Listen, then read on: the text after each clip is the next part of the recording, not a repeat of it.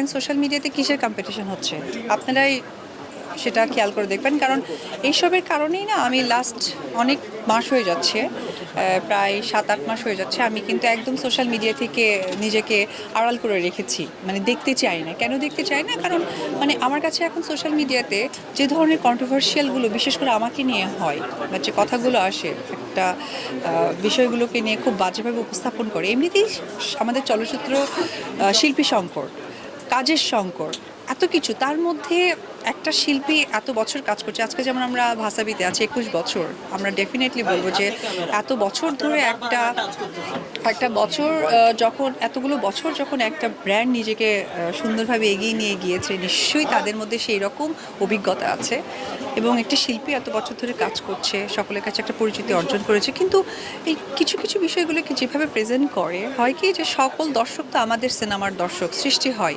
কিন্তু ওই যে ব্যক্তি বিষয়গুলোকে নেগেটিভভাবে যখন নিয়ে আসে তখন হয় কি যে আমাদের চলচ্চিত্রের জায়গাটা কিন্তু নড়বড়ে হয়ে যায়।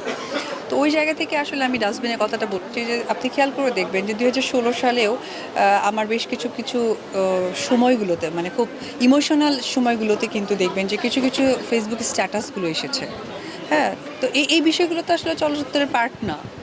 তো এই পার্টগুলোকে আসলে যেভাবে সামনে আনা হয় সব কিছু মিলেই বলা হয়। বললাম না যে সোশ্যাল মিডিয়াতে কিন্তু আমি খুব একটা নেই, আমি জানি না, সো আমি জানি না, I am so sorry. Thank you.